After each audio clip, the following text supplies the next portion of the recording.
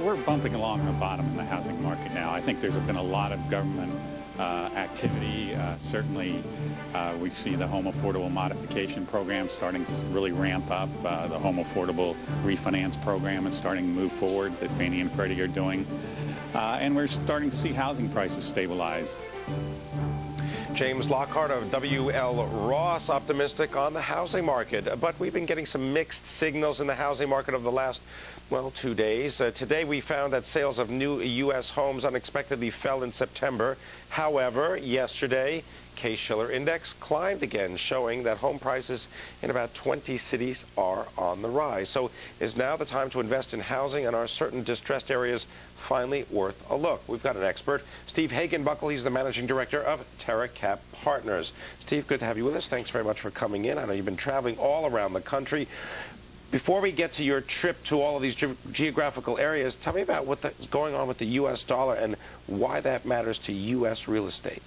Well, first, let's wish the Yankees good luck tonight. I think that's important. I'm going to leave that one to you. Go ahead. Okay. So tell me, what about the dollar, though? I mean, okay, the dollar, well, that seems to be a trade that everybody was piling into, right? Yeah. Short the dollar. Right. Short the dollar, inflation potential.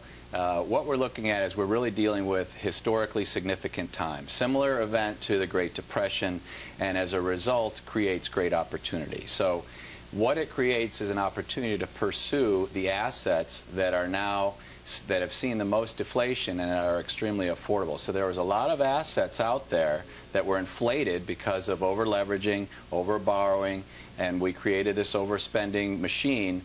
Thus, the reaction and the response gives us opportunities. So, what do you say to people that say, well, it's just being replaced by the U.S. government? Because, indeed, the U.S. government has already stepped in, and we know that, what, like 75, 80% of all new mortgages are all backed by the government. There isn't any private mortgage business anymore. It's all Fannie Mae, Freddie Mac, and conservatorship.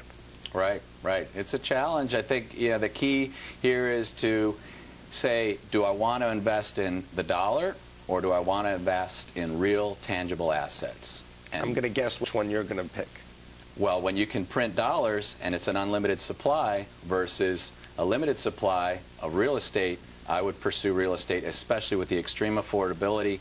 We at TerraCap focus on places that are looking where there was, in the past, really excellent appreciation occurred, where the inventories are being reduced dramatically, where there are other limiting factors in supply, such as preservation, coastal boundaries, and where there's extreme affordability and the prices are actually starting to rise, which is the point you brought up earlier, is actually 17 of the 20 markets in the U.S. were on the rise again in August. But per the Case-Shiller. Right, sequentially, right. We were looking at those sequential numbers. All right, so the U.S. dollar losing value, you say look for some real assets such as real estate. All right, so let's kind of go around the monopoly board of the United States. Where have asset values fallen the most, and where are the bargains? The most overall has been Las Vegas. Las Vegas, since the beginning, and the peaks were right around August of 2006 for most of the country. Las Vegas is down about 55% since then, and it's down about 30% year over year. Next area that's bad year over year at about 25% is Phoenix.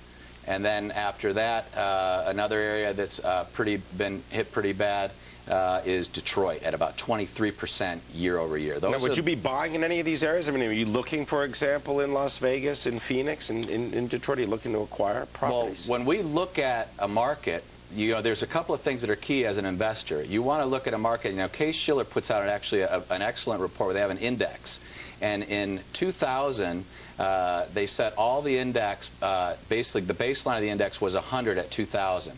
So if we look at some key markets, for example, after the markets reached their peaks in August, where some of the markets were as high as 240, 250, 220 yeah, right, more than 100. Double. Correct. Now if we look at those markets, for example, let's take a look at Phoenix and Las Vegas. It's at 107. So it gave back almost all of its appreciation since 2000. Let's look at New York. New York is at 175 or 75% better than it was in 2000. So it hasn't finished giving back. I don't think it's going to give it all back. I think it may give back another 20 or 25%, but it's going to hold on to some appreciation. And if you look at that over the 9 years, it's pretty good appreciation and a reasonable return on your investment.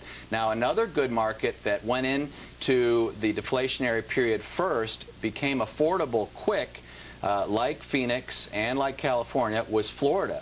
The difference is Florida sustained a lot of its value. Its prices are going up, and it's at 46% better value than it was in 2000. So it's held on good. All right, we're going to continue the conversation. Also want to find out whether renters should learn to be owners right. This is Taking Stock on Bloomberg. I'm Pimm Fox. My guest is Steve Hagenbuckle. He is managing principal of TerraCap Partners.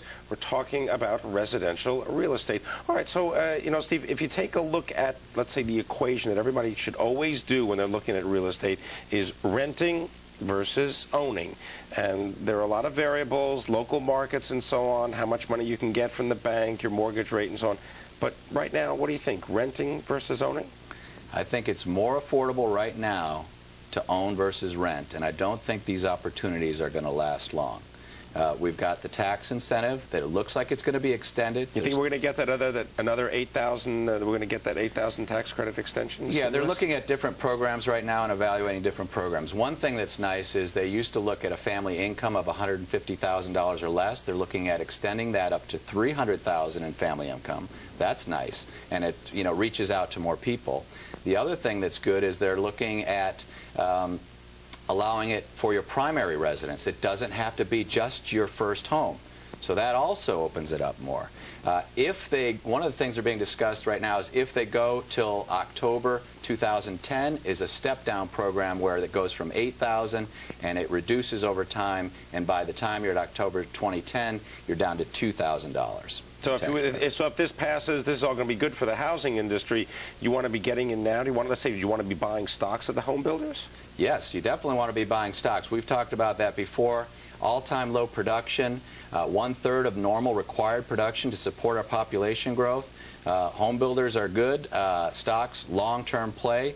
As I've told you before, I own some of those stocks. I own Toll Brothers. I own D.R. Horton. And I recommend both of those stocks. I think long-term they're excellent plays. Their balance sheets look good, and their debt has been cleared off the books. I think they're sound. But overall, interest rates are good. Tax credits are going to be extended, likely. And affordability is at an all-time high. And for the last 4 months, prices are starting to go up. So people need to move now while this affordability is still within their reach. All right, that's what I wanted to get to, is this idea of this window that you say is kind of open, because you started by talking about interest rates. You know, the interest rates are at least at modest levels. What happens if we see any positive movement on the economy and we get a hint that we're going to get a rise in interest rates? Does that close the window pretty quickly? It surely does. It really does, because that will skew the ratios where it will no longer be more affordable to own than to rent.